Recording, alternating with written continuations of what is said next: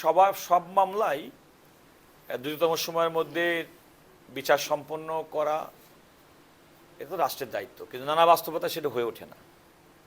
আমি সেক্ষেত্রে মনে করতে পারি যে রাষ্ট্রের দায়িত্ব যে কোনো মামলার দৃষ্টান্তমূলক শাস্তি, এই যে দৃষ্টান্তমূলক শাস্তি আমরা কেন বলি, আপনি বলতে চান এবং আপনাদের বক্তব্য হচ্ছে এই দৃষ্টান্তমূলক শাস্তি হচ্ছে যে কোনো একটা রায় হলো, সেই রায়ের বাস্তবায়ন আমরা দেখছি না।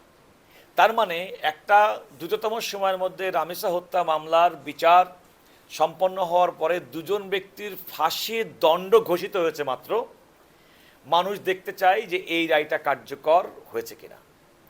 এই যে দৃষ্টান্তমূলক শাস্তি এবং আইনের অন্যতম একটা বিধান হচ্ছে আপনি একটা ঘটনা দিয়ে সমাজে এমন একটা বার্তা দিবেন যে অন্যান্য কোনো ব্যক্তি যেন একই ধরনের অপরাধের মধ্যে নিজেদেরকে সম্পৃক্ত না করে। এইটাই তো মূল উদাহরণ যে বলে আমরা দৃষ্টান্তমূলক শাস্তি। দৃষ্টান্তমূলক এমন একটা অপরাধীর মনে এমন একটা ভয় দেওয়া, একটা উদাহরণ সৃষ্টি করে যে তিনি আর এই ধরনের অপরাধ কিংবা কেউই আর এই ধরনের অপরাধ ক্ষেত্রে করতে সাহস পাবে না। এটি হলো মূল জিনিস।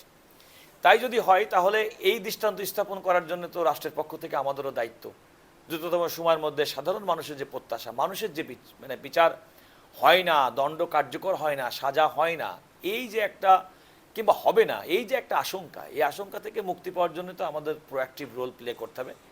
আর মান্না সাহেব যেটা বলেছেন সেটা তো বাস্তবতা। তবে এ ধরনের কিছু মামলা, যেগুলো মামলা মানুষের বিবেককে প্রচণ্ডভাবে জানা দেয়, সেরকম মামলা এবং মানুষ চায় দ্রুততম সময়ের মধ্যে সেই রায়ের বাস্তবায়ন।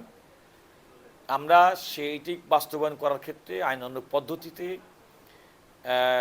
আমরা চেষ্টা করব এবং আমরা করব, যথোপযুক্ত ব্যবস্থা গ্রহণ করব যেন দ্রুততম সময়ের মধ্যে আপিলটি চূড়ান্তভাবে নিষ্পত্তির মাধ্যমে রায়টি বাস্তবায়নের দিকে যায়।